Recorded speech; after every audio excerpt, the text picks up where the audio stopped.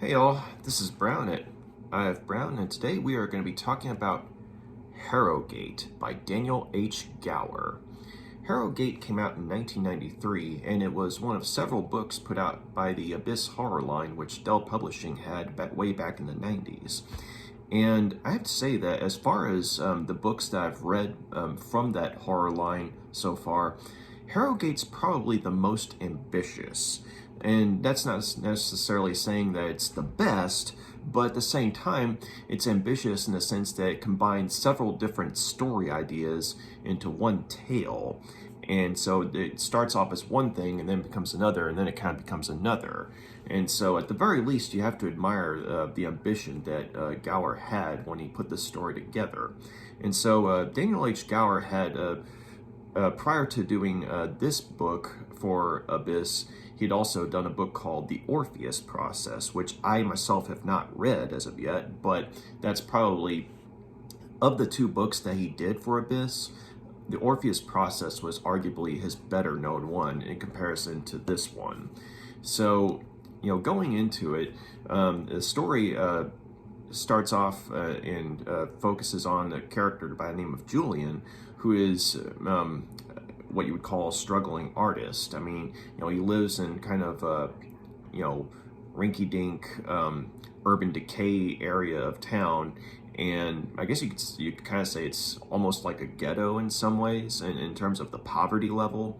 But at the same time, I mean, he genuinely does have a talent, and in his career, he's kind of made an art of bringing life to stuff that comes out of his head in terms of dark designs and twisted dreams. And he's had some period of success, but lately he's in a bit of a slump, because it's like people, the art crowd, they saw his work and they're like, oh, he's the next big thing. But then, it's like they're wanting something to shock them, every single time that he draws, they paint something.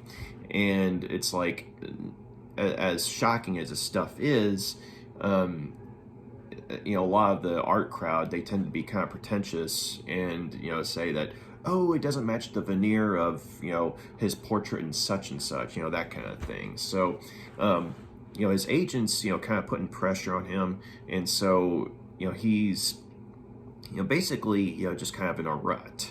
And I mean, he doesn't really have much in the way of friendship. I mean, the one person that he does have as a genuine friend is a guy named Vern, who ironically is a street criminal, some scumbag. But in some odd twist of fate, he and Julian are, in some strange way, the best of friends. But other than Vern, though, Julian doesn't really have anyone that he likes to interact with, because, you put him in a room full of people, he wants to get the hell out of there. I mean, because he can't really, put up with, the facade that, everyone puts on, and, he doesn't like people. But one day he finds himself in this bar, just to kill some time, and he meets this woman named Ashley, who is a bit of a, you could say that she's someone that right off the bat you could tell that there's a dark story with her. I mean, she's a lot more assertive than most women Julian has come across, and he catches her talking about some very strange subject matter that sort of pertain to the occult. And the reason it stands out to him is because, I mean, he recognizes some of the lingo because, he himself is kind of an amateur collector of, occult artwork. And so, the two of them, basically end up, striking up a, sort of a, friendship, over interest in the occult. And plus the fact that Ashley definitely seems to have some sort of darkness attached to her, not least of which is displayed when her eyes literally change color and freak out some would-be gangbangers that were about to beat Julian up. But anyway, going from there, the two of them end up entering into a rather hot and heavy sexual relationship with one another. And and Ashley is definitely someone who's, who's into combining pleasure with pain, much to, Julian's, mixed, reaction. Because on one hand he's turned on, but on the other hand he's freaked out, But then, whenever, they're in the process of, making love, something weird happens. Like he starts seeing these images in his head of some kind of gate, and something that combines like almost like a mirror, with demonic heads on all sides of it. And so after they've consummated their relationship several times, he takes it upon himself to try and paint what he saw, because some of the images that came to him, are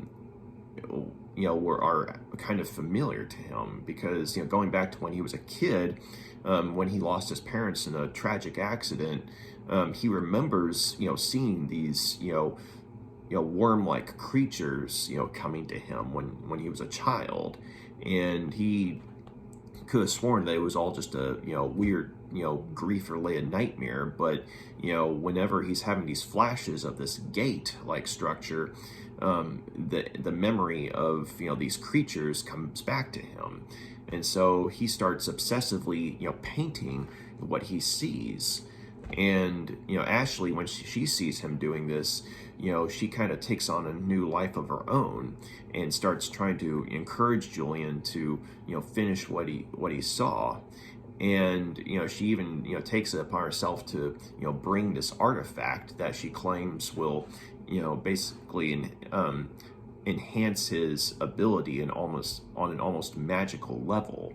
But in the meantime, though, Vern, when he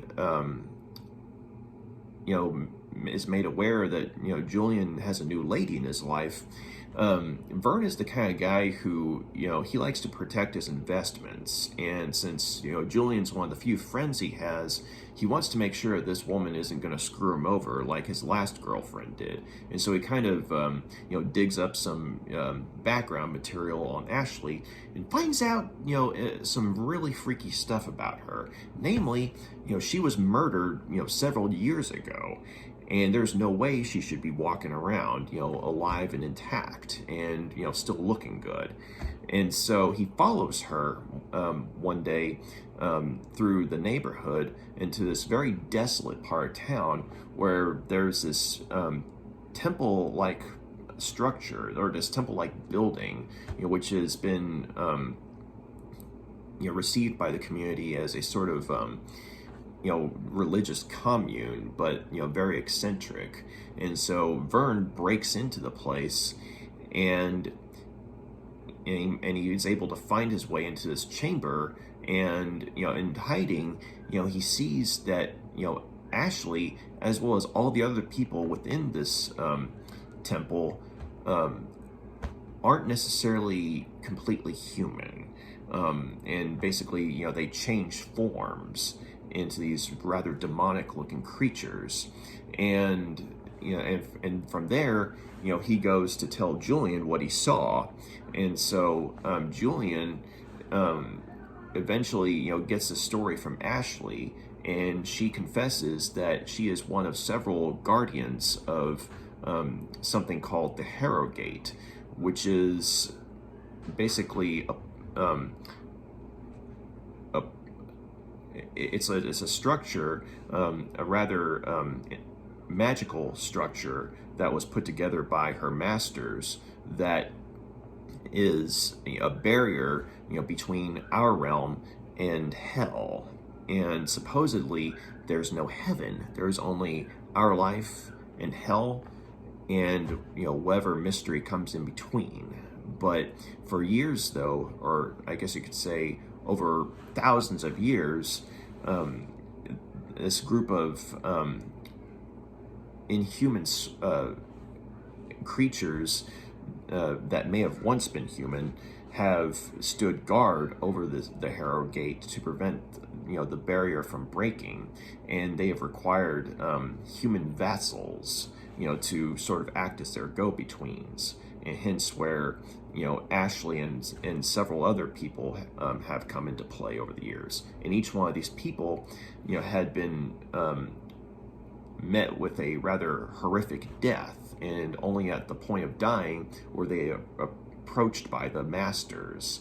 And so, once they accepted their offer, they were given new life, albeit as inhuman creatures who were more or less forced to, stay within the confines of the temple, although some of them, including Ashley, were allowed to leave from time to time.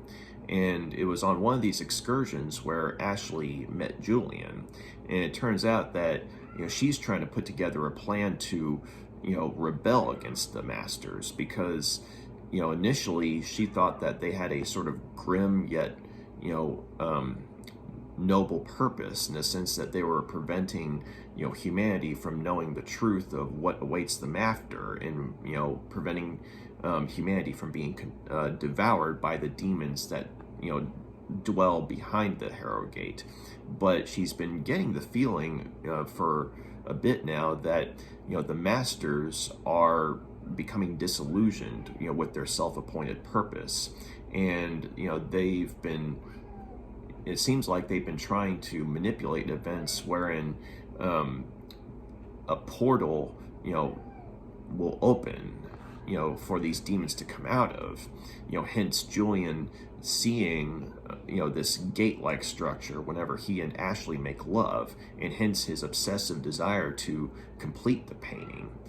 And so from there, it becomes like this multi-part quest of one, trying to figure out the master's real purpose, and two, trying to Julian trying to save Ashley from the wrath of the masters, as well as those loyal to them.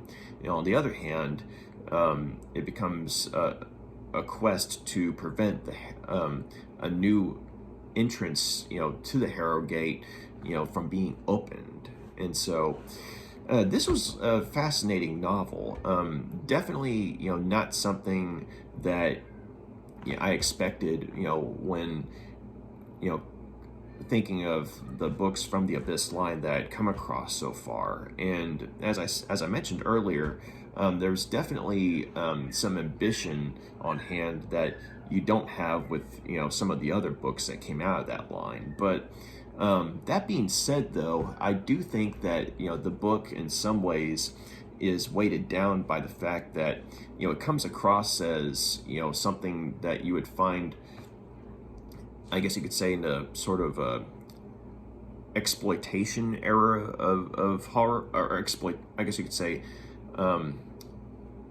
the exploitation realm of horror, in a sense that the sex is raunchy, the bad guys are sleazy, and even the good guy is not exactly what you'd call morally upright. But at the same time, though, Julian, even though he's not the most likable of characters, I have met people like him, so I could kind of relate to him in some ways, in the sense of not wanting to be around people all the time, and basically, not, knowing how to react when, basically, an angel from heaven, or I guess in this case, an angel from hell, kind of falls into his life and actually likes him.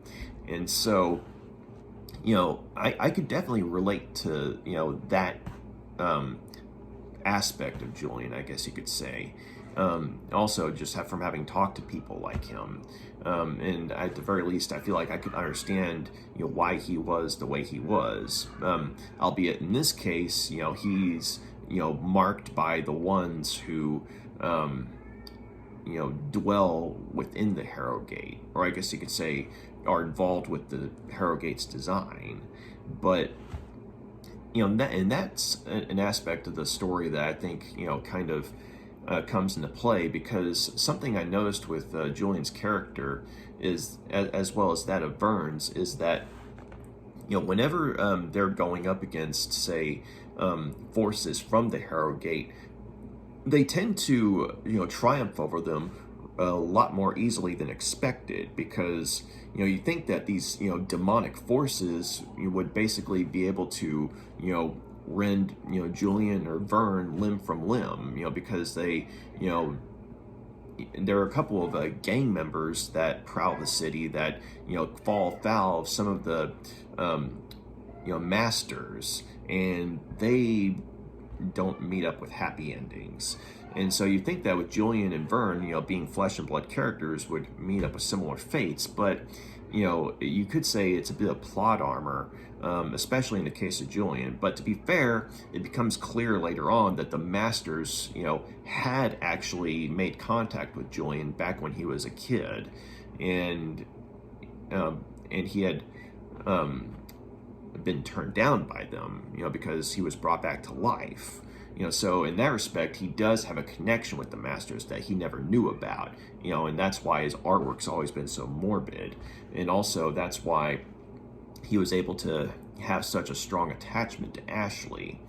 So, I mean, to be fair, the plot armor in his character does make some sense, but at the same time, though, come the climax, wherein it goes from, erotic horror to H.P. Lovecraftian horror to straight up dark fantasy. As in, it's like something you'd read at the end of a sword and sorcery, tale. And it's that kind of transition. And so while it was pretty cool, I thought that, Julian was able to triumph over, the Masters, or I guess you could say some of their forces, a little too easily. But then again, I did like how you had that sort of, once you got, the backstory of who the Masters were, as well as who the Guardians were, I appreciate that there was like a division in the ranks, because, not all of them are, for living this mockery of life that the Masters have given them. And on the other hand, some of them have been won over by the Masters. And also, in some respects, I kind of liked how the Masters, are given a backstory, in the sense that we find out who and what they used to be.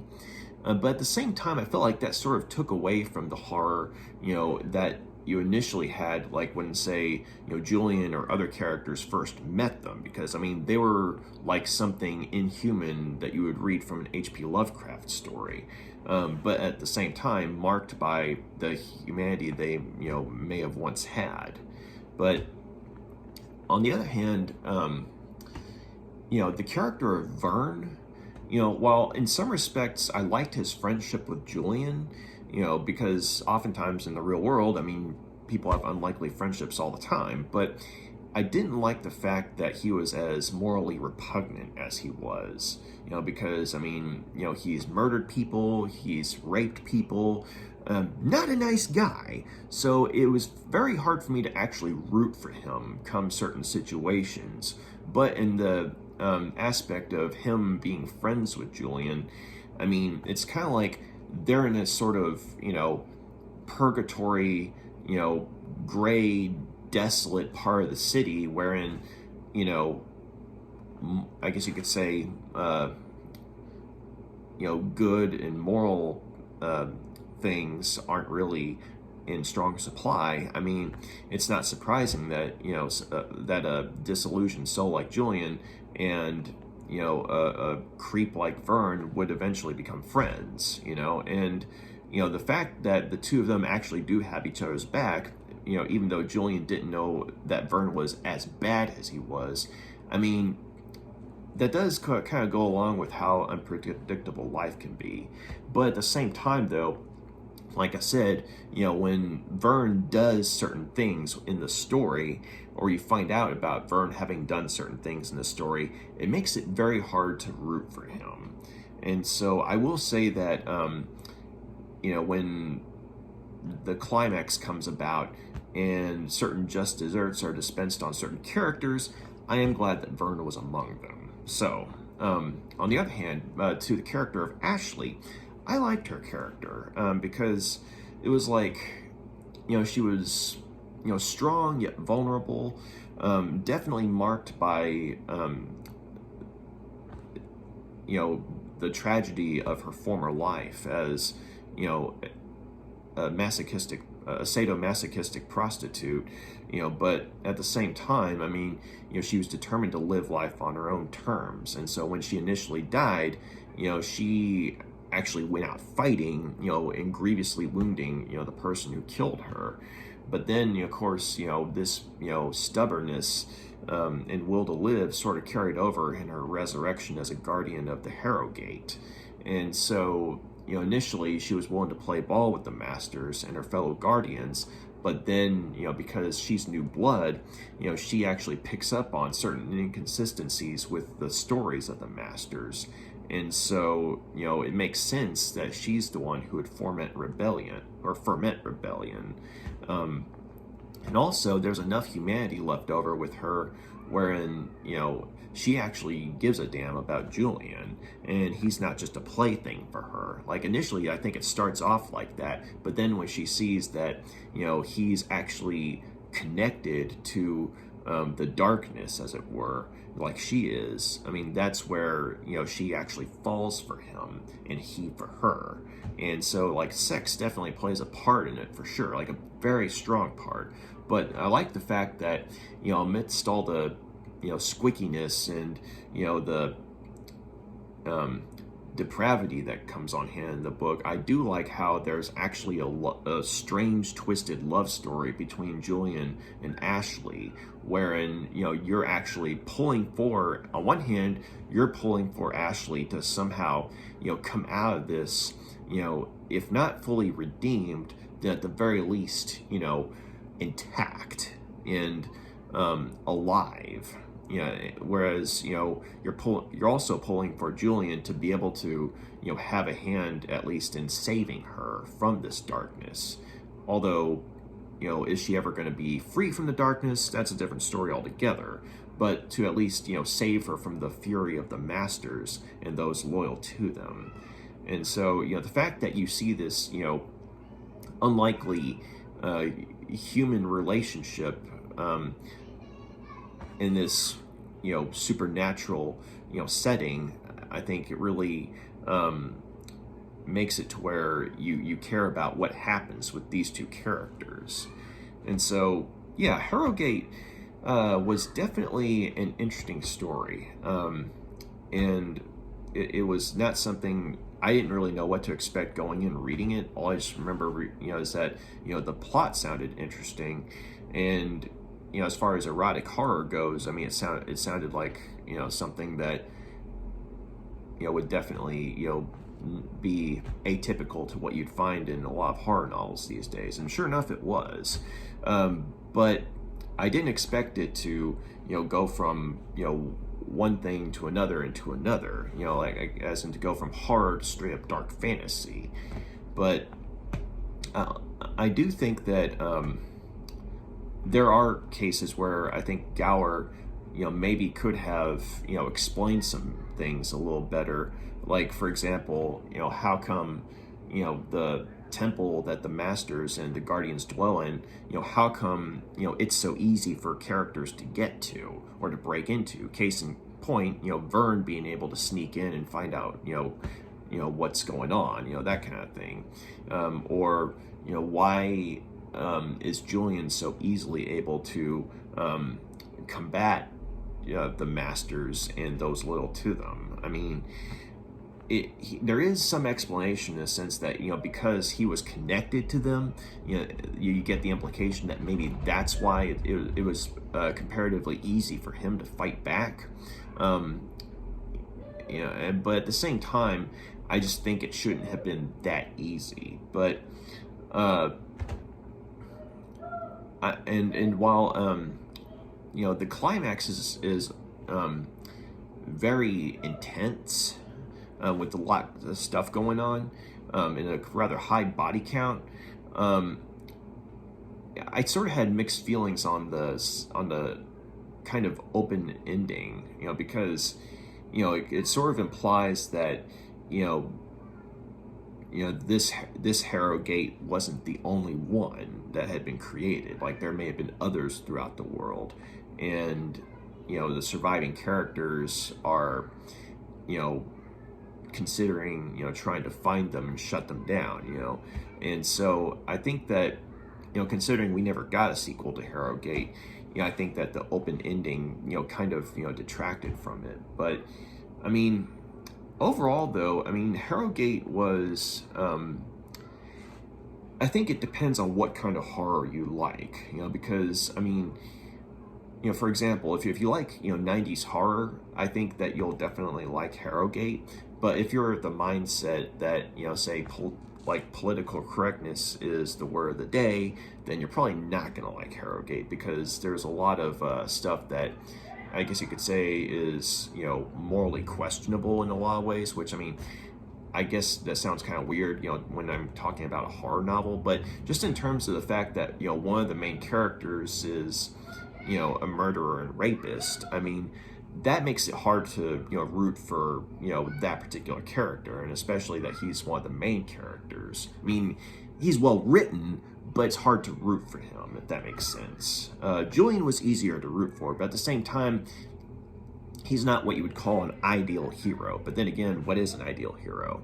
But all in all, though, at the same time, putting that aside, I think that, the audacity that Gower had to go all out on, this story in terms of, I guess you could say the flawed characters, as well as, the story going from erotic horror to Lovecraftian horror to dark fantasy, I mean, definitely made for a unique experience. And so, while it's definitely not the best of the Abyss horror novels I've read thus far, I do think it's, it was the most quote-unquote fun, I guess you could say. And that's not to, put it down or anything. It's like, the other Abyss horror novels I've read were straight up scary, whereas this one was fun and scary, if that makes sense. Dark, for sure. Dark and scary, for sure, but also fun, dark, and scary.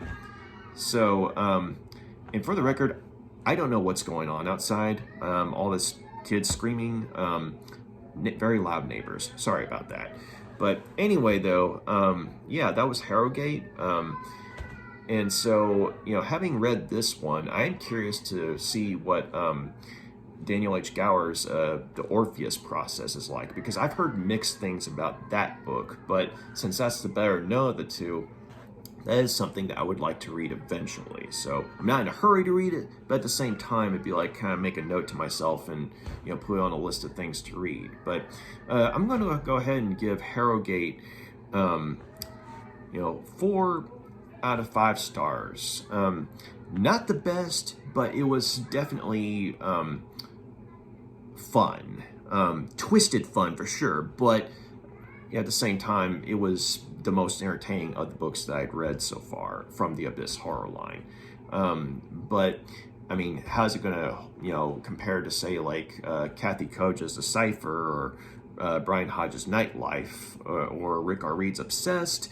Definitely pales in comparison to those, but on its own merits, though, as a sort of sleazy, unabashedly, B-movie equivalent of a horror novel, it's fun.